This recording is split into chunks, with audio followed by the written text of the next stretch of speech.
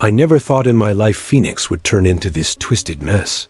But looking back, it all started with the heat. The relentless Arizona sun that baked everything into submission. My name's Julia, and I ran this little hole-in-the-wall restaurant called La Fiesta on the edge of downtown. It was nothing fancy. Red checkered tablecloths, sizzling fajitas, and margaritas strong enough to make you forget the bills piling up. I poured my soul into that place after Carlos, and I got married 10 years ago. He was charming back then, with that sly smile and promises of a better life. But marriage changes people. Or maybe it just reveals who they really are. Carlos wasn't the type to hold down a steady job. He dabbled in side hustles, as he called them. At first, it was harmless, flipping used cars or hawking gadgets at flea markets. But somewhere along the line, it turned darker. He'd source these knockoff luxury bags and watches from shady suppliers in LA, then slap on fake labels and sell them as authentic deals to our neighbors' pop-up markets and parking lots. Craigslist listings, even Facebook Marketplace, under his brother Miguel's name to keep the heat off him. Miguel lived in Mexico and didn't give a damn. Carlos paid him a cut to stay quiet. People would bite. Desperate housewives wanting a real Louis Vuitton for half price. Guys impressing dates with Rolex watches that ticked like bombs. When the fakes fell apart, buyers were left holding worthless crap, too embarrassed to complain, or with no way to track him down. Carlos was smart like that. He never got caught. "It's just business, mamacita," he'd say, kissing my neck while counting stacks of cash in our kitchen. I turned a blind eye because, hell, it kept the lights on at La Fiesta. Then there was Kevin. God, Kevin. He started coming in about 2 years ago, always alone, nursing a beer at the bar, while stealing glances at me. He was in his late 30s, divorced, worked as some IT guy for a local firm. He wasn't bad-looking, tall, with that boyish grin, but way too earnest for his own good. He'd chat me up about the menu, the weather, anything to linger. "Julia, these enchiladas are killer. You must have a secret ingredient," he'd say, his eyes lingering a beat too long. I knew he was smitten. Men like him wear it like a neon sign. I'd flirt back a little. Harmless, right? It boosted tips, and honestly, it felt good to be desired after Carlos's wandering eyes. One slow Tuesday night, Kevin leaned in closer than usual. "Hey, Julia, you ever hear about those scam artists selling fake designer stuff around here? I read some complaints on Ripoff Report next door." It sounded shady. I froze mid-pour of his refill. Nah, not really. Why do you ask?" He shrugged, but his face lit up like he'd found buried treasure. "Just educating myself. Thinking of hosting a community meet at the library. Teach folks how to spot counterfeits, you know. Check serial numbers, feel the leather. Could save people a ton of money." My stomach twisted. Carlos had just unloaded a batch of Gucci bags the week before. I smiled tightly and changed the subject, but inside, alarm bells rang. That night, I told Carlos everything. He laughed it off at first, calling Kevin a lonely loser with a crush. But when Kevin's meet started flyers plastered around the neighborhood, posts on local Facebook groups, Carlos's sales dipped. People were wising up, whispering about that woman at La Fiesta's husband. No one connected it directly to us, but the paranoia set in. "Julia, this cabron is killing my business," Carlos growled one evening, slamming his phone down after another canceled order. We were in the back of the restaurant, the smell of grease hanging heavy. "He's got the hots for you. That's why. Thinks if he plays hero, you'll spread your legs for him." I rolled my eyes. "What do you want me to do? Ban him?" Carlos's eyes darkened, that possessive fire igniting. "No, we turn it around. You cry harassment, say he's been grabbing you, whispering dirty shit. I'll catch him in the act. Problem solved." It sounded insane, but desperation makes you stupid. Our restaurant was barely breaking even. and Carlos's scams were our lifeline. Plus, Kevin's puppy dog eyes had started creeping me out. So, I nodded. Fine, but nothing too crazy. The next time Kevin came in, I played it up. He ordered his usual tacos al pastor and tried his flirty routine. Julia, you're looking gorgeous tonight.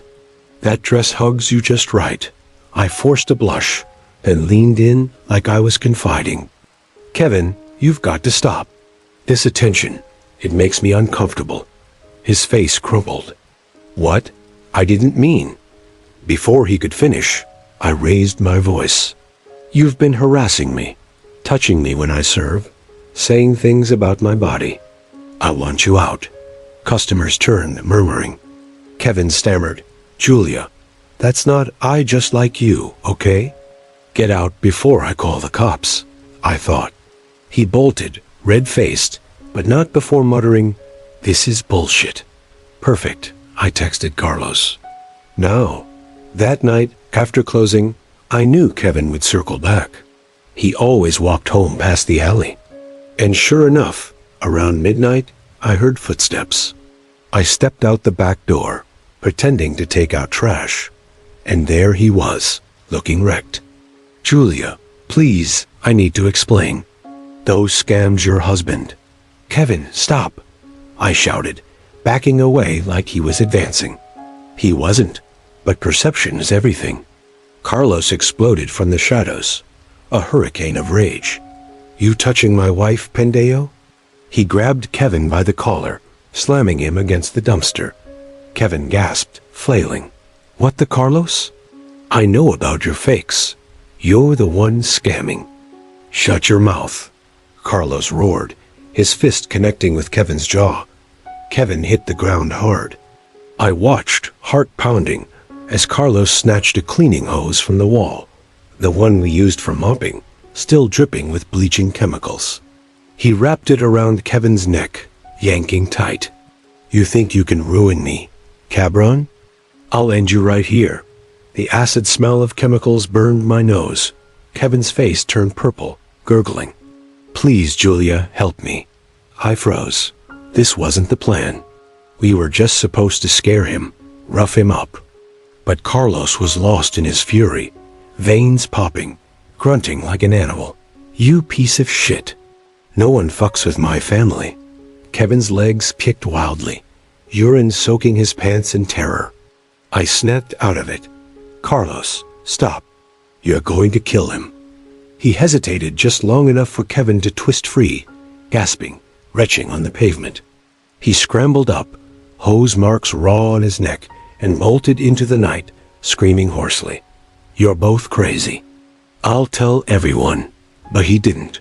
Maybe fear silenced him. Or shame. We waited for cops, but none came. Kevin vanished, quit his job, moved out of state, from what I heard through the grapevine. Whispers died down. People forgot all about his meetups. Life went on. Carlos ramped up his scams, bolder now, using new aliases. I kept slinging plates at La Fiesta, smiling through the exhaustion. Part of me regretted it, the violence, the lies. But in this world, you protect your own. You women in Phoenix. We learned that early. Survive the heat, the hustles, the men who drag you down or lift you up. Carlos and I were survivors. And as I locked up the restaurant that final night, counting another stack of dirty money, I knew we'd keep going. No fairy tales here, just real life. Raw, unrelenting. I just moved to Denver from the East Coast, chasing a job in tech that promised fresh air and better work-life balance. Colorado was supposed to be all about mountains, craft beer, and laid-back vibes. But after a few weeks, I was feeling isolated. I didn't have any friends yet, just my apartment overlooking the Rockies and endless Zoom calls. So, like any guy in his late 20s, I downloaded a dating app. I swiped right on a few profiles, nothing serious. Then there was Emily. Her pic showed this cute brunette with freckles, smiling in front of snowy peaks or sipping coffee at some indie spot in Lodo. We matched and chatted for a couple days, light stuff, like favorite breweries and how she'd grown up in Boulder. She seemed normal, fun even. "You've got to let me show you around. There's this killer spot up in the foothills. Dinner first?" She messaged one evening. I figured, why not? It'd beat another night scrolling Netflix alone. We met at a farm-to-table place downtown. She showed up in jeans and a flannel shirt, hair tied back, looking effortlessly Colorado.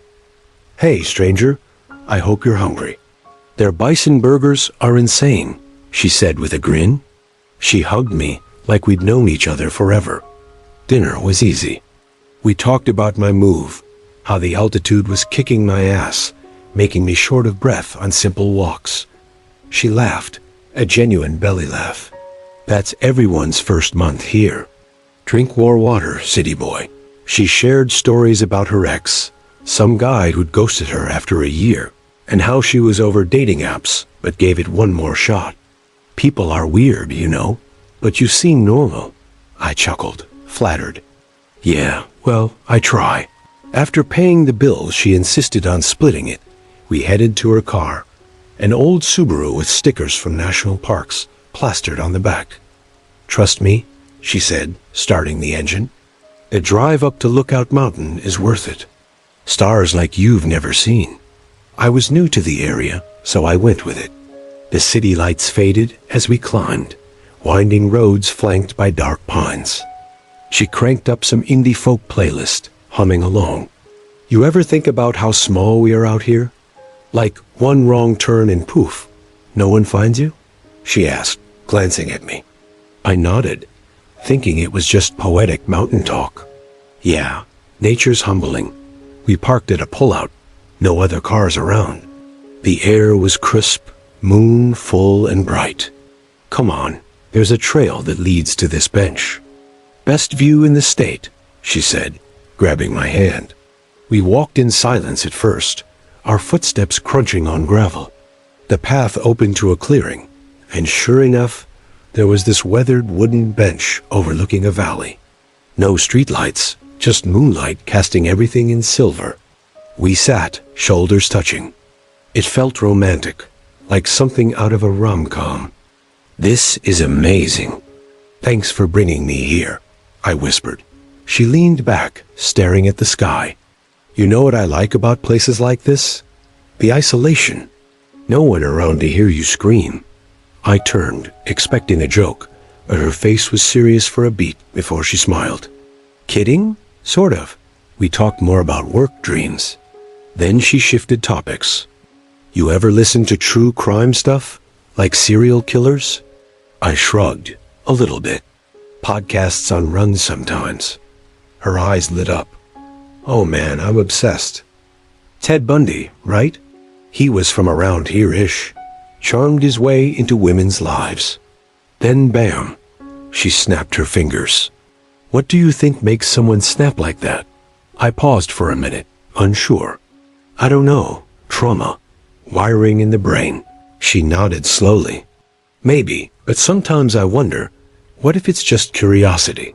Like, could I get away with it?" She tilted her head, watching me. "I used to think about getting away with stuff like that sometimes. You know, the perfect crime. No traces." My stomach tightened a little. "That's dark." "You're joking, right?" She burst out laughing, this wild, echoing cackle that bounced off the trees. It wasn't the same as her dinner laugh. It was unhinged, like something from a horror flick. "Oh, come on. Lighten up. Everyone has those thoughts, don't you?" "Not really. I'm more of a lev and let lev guy," I admitted, forcing a smile. She grabbed my arm suddenly, her grip firm. "You're cute when you're nervous." The fabric was rough, but I could feel the warmth underneath. "Feel that smooth, right, Emily?" I started, but she shushed me. Imagine this. Pale skin glowed in the moonlight. "I want you to carve your initials here with a knife. Like, mark me forever." I froze. "What? You're kidding." Her eyes locked on mine, intense. "No, I'm dead serious. It'd be hot. Pain and pleasure, you know." Come on.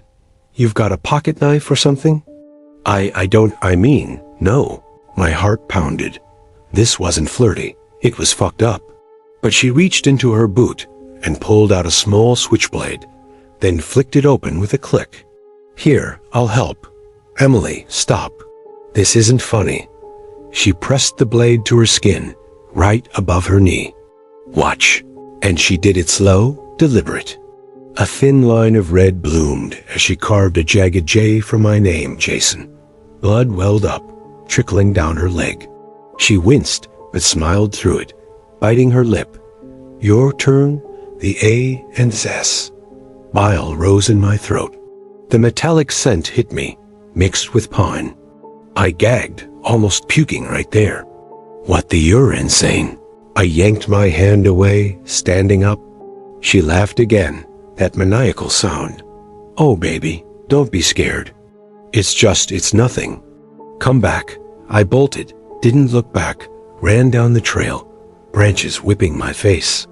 My phone flashlight bounced wildly as I sprinted to the road. No signal up there. I kept going downhill toward civilization. After what felt like miles, lights appeared at a gas station at the base. I burst in, panting. The clerk, an older guy, looked up from his magazine. You okay, son? No, I need to call the cops or a cab, something, I gasped. He eyed me warily, but handed over his phone. I dialed 911 and explained as best I could without sounding crazy. My date, she's crazy. She cut herself, then asked me to do it. She's up in the mountains. Help, please, the dispatcher was calling. Stay put. We'll send someone. Cops arrived 20 minutes later. I told them everything. The app, dinner, the drive, the knife. They drove me back up, but her car was gone. No sign of her. We'll look into it. But if she's not pressing charges, one officer said. Back home, I blocked her on the app and changed my number. I couldn't sleep for days, replaying it the way her laugh echoed, the blood on her thigh. I Googled her name later, found nothing alarming, just a LinkedIn profile. Maybe it was all a game to her, some twisted thrill. The story has been inspired from a real-life experience shared by one of our subscribers. This is what they said. I once went on a date with a girl who, after dinner, offered to show me around since I was new in town. She drove us up into the mountains, and eventually the road got darker and emptier. No houses, no streetlights, just us. Out of nowhere, she brought up serial killers and casually mentioned how she sometimes wondered what it would be like to get away with something like that. That line has stuck with me ever since. I never thought I'd end up back in my mom's house at 32, but life has a way of kicking you when you're down. It was right after I got laid off from the warehouse job in Phoenix, some corporate manager bullshit that left half the crew scrambling. Rent was due, and my savings were a joke, barely enough for a week's groceries. Mom lived alone in that old split level in Scottsdale, the one Dad built before he passed from cancer 10 years back. She was thrilled when I called her, her voice all warm and quivery on the phone. Andrew, honey, come home. There's plenty of room, and I can use the company. I felt a rush of relief, like a kid again, safe under her roof. Grateful didn't even cover it. I hugged her tight when I pulled up with my beat-up truck, boxes piled up in the back. The first few weeks were okay, almost good. I helped with chores, mowed the lawn, fixed the leaky faucet in the kitchen, all while job hunting. Mom would make her famous lasagna, the kind with extra cheese that stuck to your ribs, and we'd watch reruns of those old sitcoms she loved. Remember when you were little, and we'd laugh at these? She'd say, patting my knee. I'd nod, smiling, even though my mind was elsewhere, worrying about interviews that never panned out. But then weird stuff started. It began with the crying. I'd be in my old room upstairs, scrolling through job listings late at night, and I'd hear it, soft, muffled sobs coming from her bedroom downstairs. At first, I thought maybe she was upset about something. missing dad or whatever. I knocked once, around midnight. "Mom, you okay in there?" The crying abruptly stopped, and she opened the door, her face blank, hair tousled like she'd just woken up. "What are you talking about, Andrew?" "I'm fine. Go back to bed." No tears on her cheeks, nothing. I shrugged it off, but it happened again a few nights later, louder this time, like someone was heartbroken. I confronted her in the morning over coffee. "I heard you crying last night, Mom. If something's wrong, you can tell me." She just stared at me, stirring her mug slowly. "I wasn't crying, dear.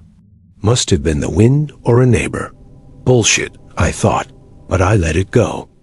A few days later, I had an interview lined up, a decent gig at a distribution center, and I pulled out my only nice shirt from the dryer. It was scorched, black marks across the collar, like someone had left the iron on it too long. "Mom, what the hell?"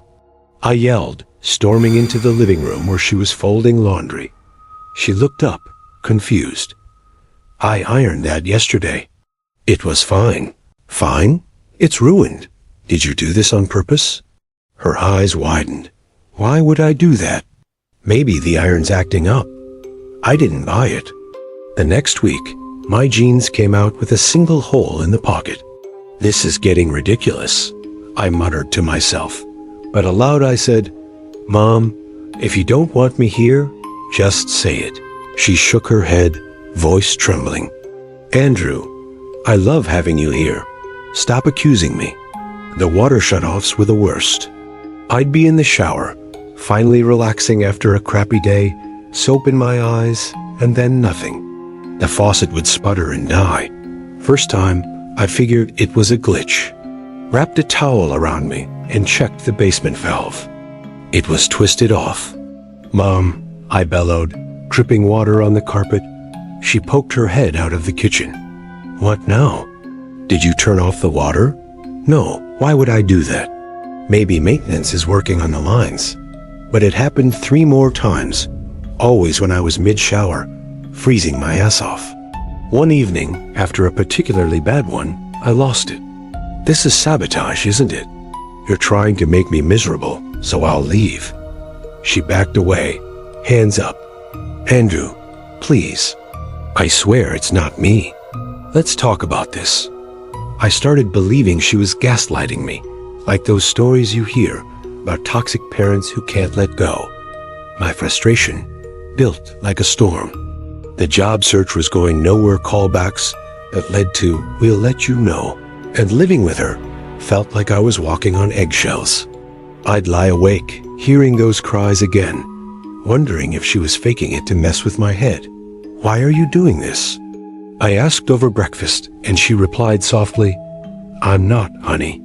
Maybe you're stressed from the job hunt." That pissed me off even more, that fake concern. One afternoon, I got off the phone with another rejection, some HR lady saying I wasn't a fit, and I went to shower in defeat. Midway, the water cut out again.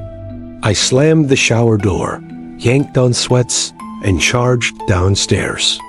Mom was in the living room, ironing a cloth, the TV murmuring some soap opera in the background. "You did it again, didn't you?" I roared. She jumped, the iron clattering. "Andrew, calm down. Liar. The valve is off, same as always." She set the iron down, voice steady but eyes scared.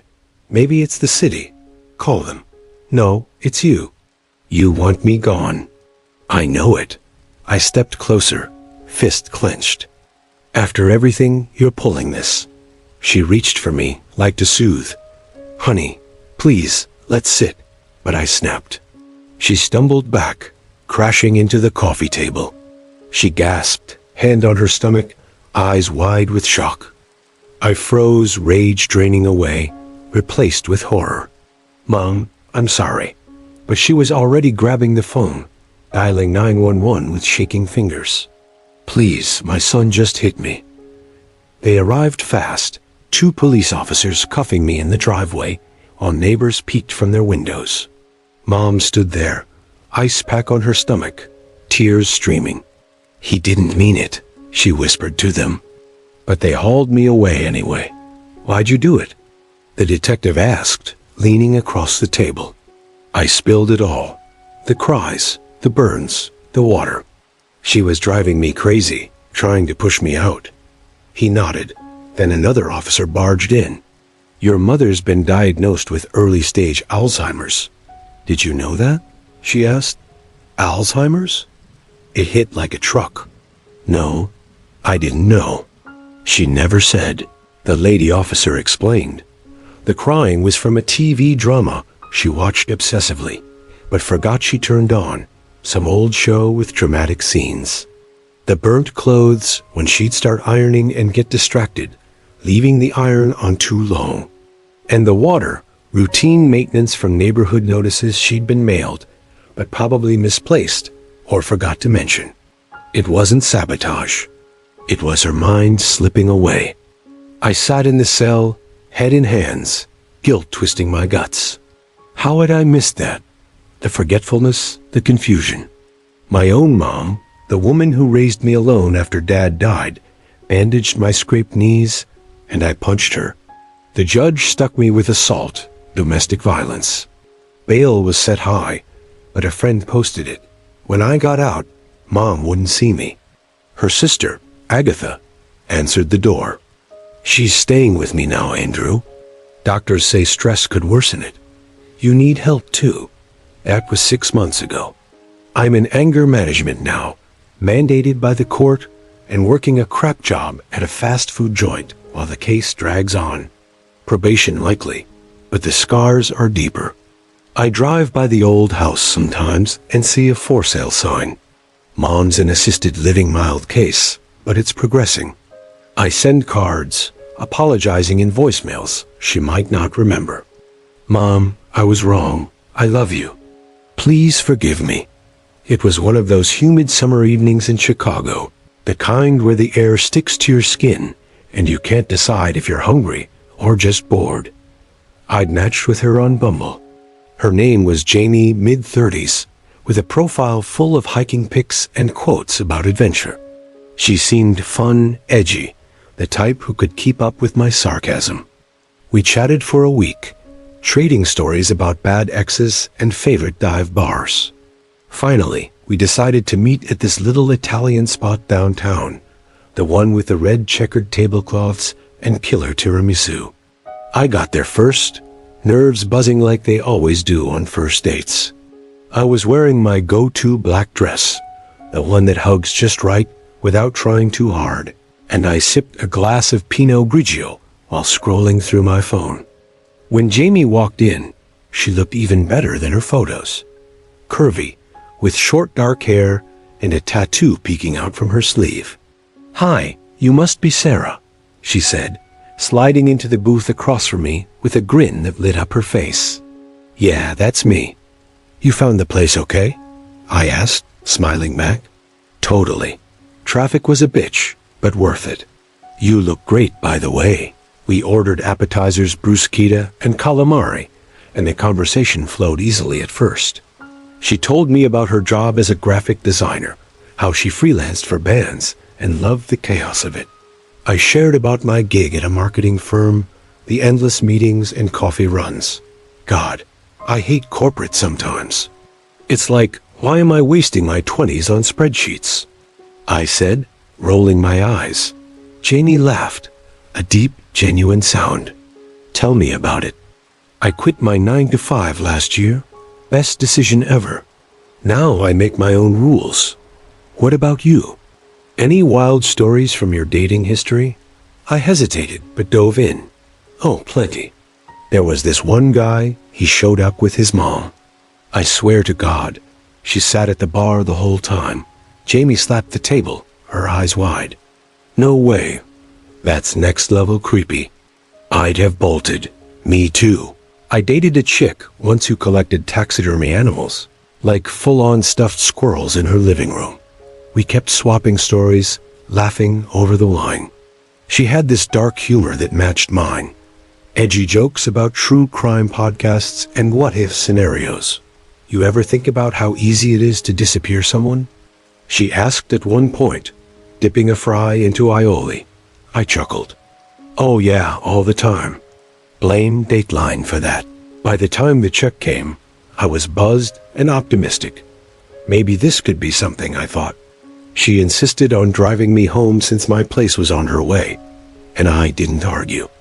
Ubers were pricey, and it felt chivalrous in a way.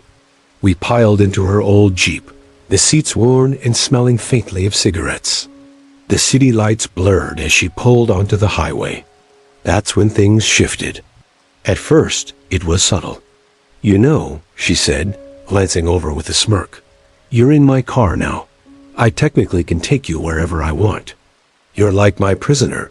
I laughed because I thought it was just more of her dark humor. Oh yeah, planning a kidnapping? You better make it worth it. Stock up on snacks, please. She grinned but didn't drop it. Seriously though, doors are locked. We're out here in the dark. I could veer off to some cabin in the woods, and who'd know? Okay, Hannibal Lecter, chill out, I teased, still smiling but feeling a tiny prick of unease. The radio was playing some old Taylor Swift song, ironic as hell, but she kept going. Imagine it, you tied up in the trunk, begging for mercy. I'd make you my little pet. My laugh faltered this time. Jamie, that's kind of intense. Come on, Sarah. You said you like dark stuff. Don't tell me you're scared. Her voice had an edge now, like she was testing me. She reached over and squeezed my knee, lingering a second too long. What if I don't take you home? What if we just drive forever? You belong to me now.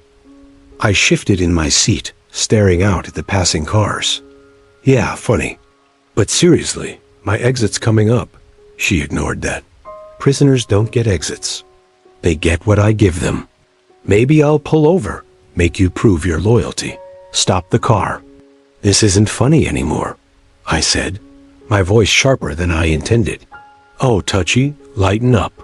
But she didn't stop talking, rambling about control and how women like me needed to be broken in. My heart was pounding, that gut instinct screaming red flags. I'd heard stories from friends' dates turning possessive, that subtle slide into danger. I kept asking myself why I hadn't driven myself.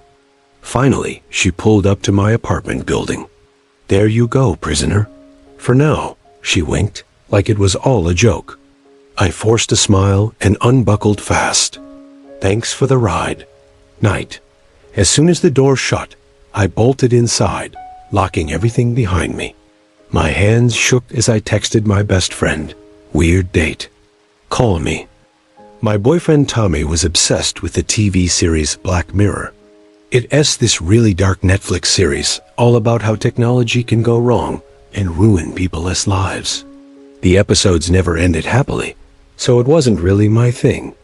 Tommy loved it though. I'd hear him watching it in the other room almost every night. His twin brother Spencer was also a big fan.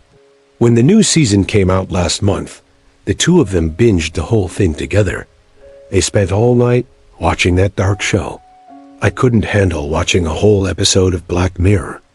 Watching an entire season in one sitting? That sounded like torture to me. Well, the day after their binge fest, Tommy tried to tell me all about his favorite episodes. I pretended to listen, but I really didn't. He got a little frustrated with me and said, "Just you wait. Some of those episodes will probably come true one day. The way technology is advancing, it's only a matter of time." I just rolled my eyes and left the room. He was taking this fandom way too seriously. A few days later, I was on my computer when Tommy ran into my room with a panicked look on his face. "Rachel," he said, "don't do it." "Do what?" I had no idea what he was talking about. He said he knew that I was going to hurt him, and he wanted to reason with me before it was too late. I asked him what the hell he was talking about.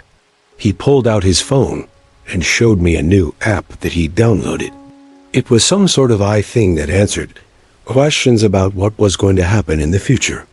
You just type in your name and a specific time, and it'll tell you what you'll be doing. He showed me the results for that evening. It said I was going to get really angry at him and attack him with a knife. I was speechless. How could he possibly believe something like that? It was obviously some kind of stupid joke. He looked deadly serious, though. It was like he believed he was living in some sort of Black Mirror episode. "I'm not going to stab you," I assured him. "Trust me." He backed away, acting scared. "I think I'm going to stay at my brother's tonight," he said. This whole thing was ridiculous, obviously. I was not in the mood to deal with Tommy's paranoia.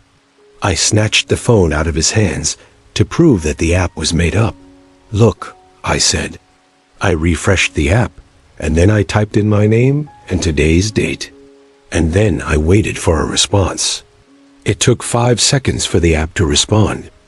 "You will stab your boyfriend at 6:15 tonight." "See," he said, "it's the truth.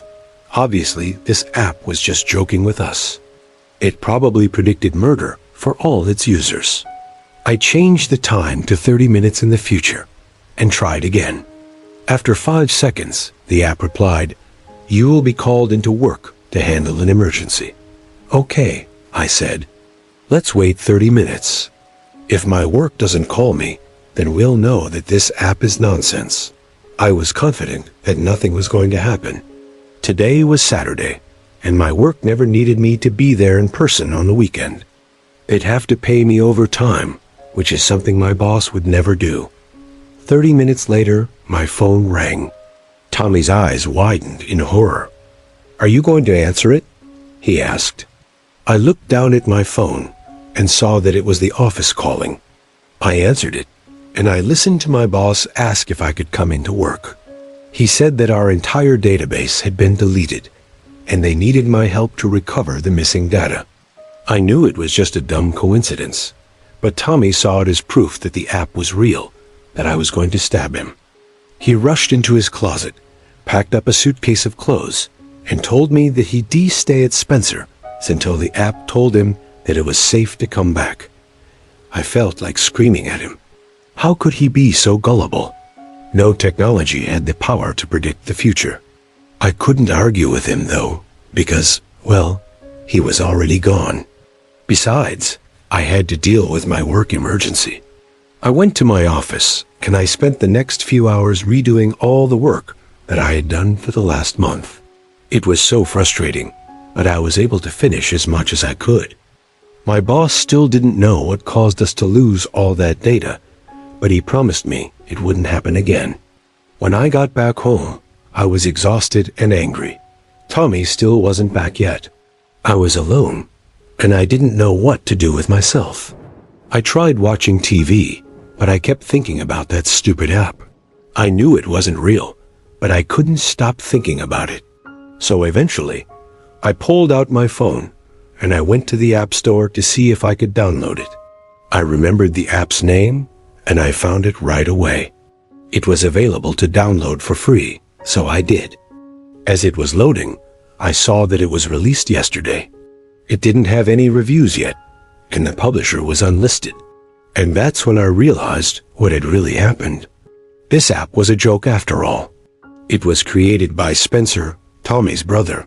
Spencer was a computer genius with way too much time on his hands. He created this app to mess with his brother. I guess Black Mirror had inspired him. The app probably wasn't even connected to an AI engine.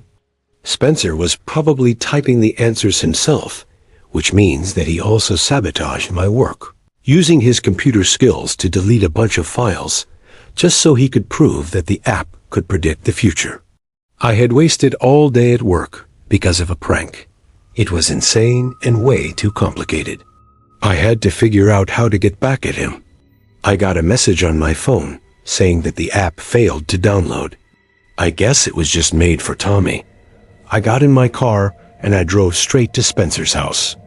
I parked across the street so that he wouldn't see me. And then I snuck around to the side of the building. I could see Spencer and Tommy through the window. They were sitting together, talking about me. Tommy still seemed freaked out, and Spencer was trying to calm him down. He could barely hide his smirk. Very quietly, I walked to the next window, the one outside Spencer's office. When I looked inside, I saw his computer still running. I pushed the window open and crawled inside. Thankfully, Spencer had stupidly kept his screen on. I didn't know a lot about coding, but I could tell that he was still connected to his fake app. As I thought, no A was involved. It was basically just a fancy-looking chat service where a user would type in a time, and then Spencer could manually type in a reply. That was it. That was how he could predict the future. I got onto his computer and started typing. I assumed that the message would pop up on Tommy's phone. I wrote, "Your future has changed. Now you will be attacked by your brother. He's in the room with you right now. Do not tell him that you suspect anything." Then I sent the message. I could hear Tommy's phone ding from the other room. And then I waited. I expected to hear Tommy freak out and run out of the house. I didn't expect to hear all the screaming and banging sounds. I opened the door to look into the living room, and I saw Tommy standing over his brother's body. He had a broken lamp in his hands. He had used it to hit Spencer on the head. This had gone way too far. I ran into the room and screamed for Tommy to stop. "What are you doing here?" he asked. I didn't answer. I didn't know what to say. I just stared at Spencer's body, twitching on the ground. He was going to kill me," Tommy explained, tears leaking from his eyes. I told him to put the lamp down. I tried to explain about the app, but he wouldn't believe me. I told him to look on Spencer's computer and see for himself. His face completely blank, he dropped the lamp and walked into Spencer's office. He was there for a while, probably looking at the computer screen. That gave me some time to call an ambulance for Spencer. I went into the office to find Tommy, but he wasn't there. The window was still open, and it looked like he'd made a run for it. I went back to Spencer, who was barely conscious and bleeding out of his ears. Together, we waited for the ambulance to arrive. I went with Spencer to the hospital, where the police were waiting for me. I told them all about the app, about how it was a prank that went horribly wrong. I said that Spencer would corroborate my story once he got out of the emergency room. Unfortunately, he never did. He slipped into a coma and is still unconscious. It's been 3 days and no one knows where Tommy went. I hope that Spencer wakes up. I hope that Tommy will reappear somewhere. But for now, I have no idea what to do with myself. I feel so guilty about how things turned out.